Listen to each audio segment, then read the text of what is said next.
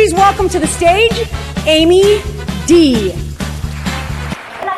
I tell you from a distance, those goats they're really cute, but up close, they smell like the underbelly of a dead possum. I am from Mitchell, South Dakota. So one of my favorite sayings is, when you change the way you look at things, the things you look at change. I love this saying. I just love it because it means that we can always change our perspective and change our perception of what happens. This means that a mistake can become a learning experience. This means that a problem can become a challenge. That's beautiful. When you change the way you look at things, the things you look at change. And it's so true. And I want to do today is help you remember your power. Because you know what you really want?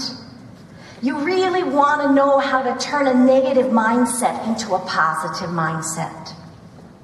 You want to know how to better deal with daily challenges. You want to grab more happiness. You want more control. But you lose control when you believe that external forces steal your power. Because the truth is, your power always comes from inside of you. And your strength always comes from your response to what happens.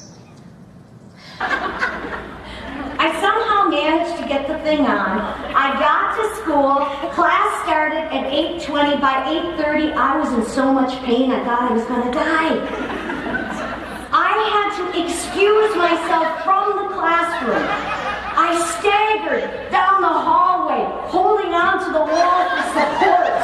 I mean, it looked like I'd had Chardonnay for breakfast. And the last night she worked, in the wee hours of the morning, I was helping her reposition my father. And I turned around and I said, how do you do it? I mean, you're just surrounded by death. I mean, I worked in a psych unit. We could do something, but there's nothing you can do. And she said, well, I realize that sometimes the greatest gift I can give my patient doesn't come in doing. It comes in just being. And it's my oldest daughter, Christine. And she picks up, she answers the phone, she's like, we were jumping on the bad story. Oh, so much fun. And I'm like, so what happened? And she says, what? And I said, Christine, what happened with your passport? And she said, oh, that.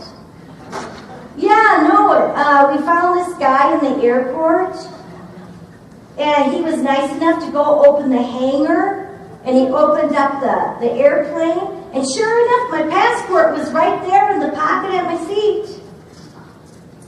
And I'm like, huh.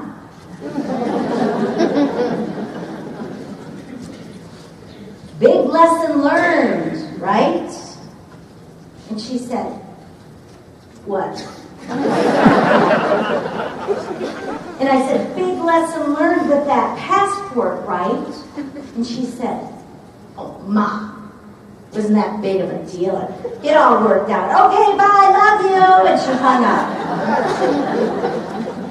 And I just strapped on that line. And that is the moment that I discovered this mental tool that I call the fix. A mental tool to counterbalance stress, anxiety, feelings of anger. Because right between the cat litter and a claw hammer, I found a picture level.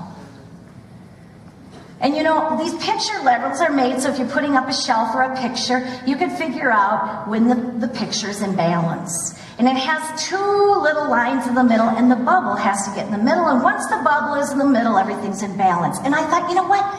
This is how life is. This is how life is. Stuff comes at you, and you get out of balance. And you got to get your bubble back in the middle and get back in balance so you can move forward in your life.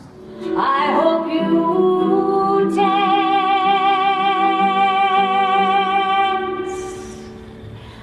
I hope you dance. And so remember to stop and breathe so you can think and respond rather than react. And remember that when you change the way you look at things, the things you look at change.